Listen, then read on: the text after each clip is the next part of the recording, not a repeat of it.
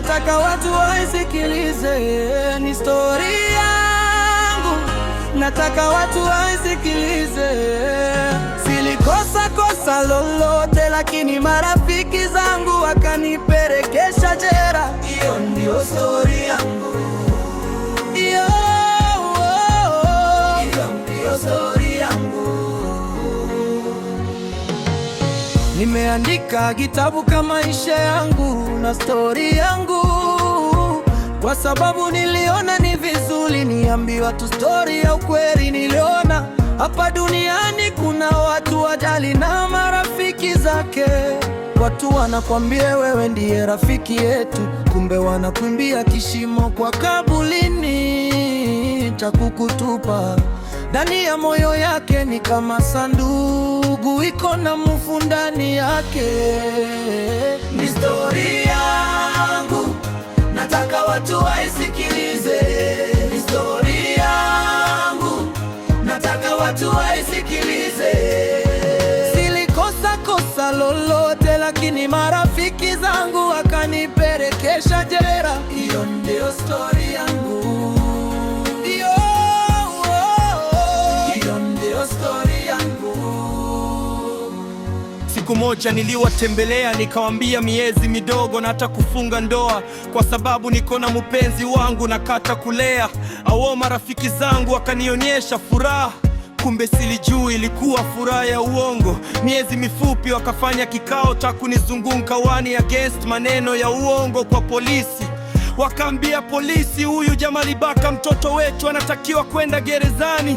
Kumbe mipango yao walitaka mimi niobe huo mtoto, kwa sababu alijumaa mipango yangu. Niliwaambia nataka kununua lori yangu. Miezi kapita, mimi na mke wangu tulikuwa ndani ya galini, tulienda kuangalia lori yangu. Silifikirie mke wangu alipunguza matara ya gari yangu.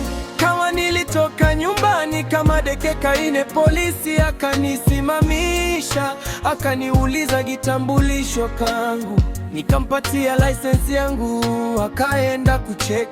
Baada ya muda mdogo, mala alipokarudi na kunipiga mapingu kwa mikondo yangu, ndo liniambia niko na warrant. Ilikuwa inaniuma sana, ndiye alinipeleka ndani ya gerezani kusubiri transfer ya kwenda. Kwa hiyo kwa state walinifanyia hiyo warrant, nikakufanga wiki tata, watu wakani transfer kwa jera ya hiyo state. Nilifika pale siku ya weekend, tena siku moja mke wangu akanilipia bond, nikatoka ndani ya gerezani na kurudi nyumbani kuangalia nguo. Ni story yangu, nataka watu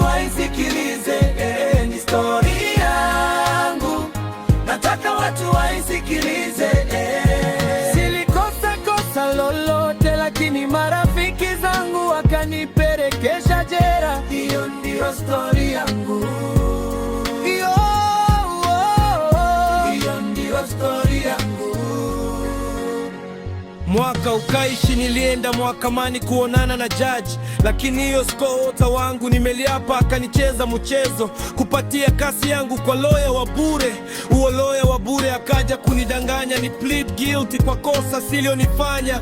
Akanyambia kama nimekata nitaenda jera miaka 20 raki, kama ni plead guilty nitarudi nyumbani kwa salama. Nilianza kufikiria mke wangu na mtoto wangu Hope, alikuwa mayenzi mine ya birthday.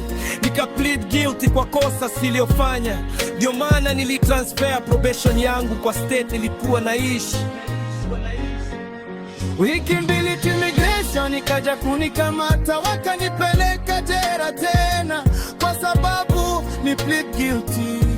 Kwa hiyo kosa ni plead guilty kwa state ya Texas. Hapo na immigration wakanichezea mchezo kuniita mimi niko danger kwa community, lakini hawajue mimi nilikuwa nani kwa watu.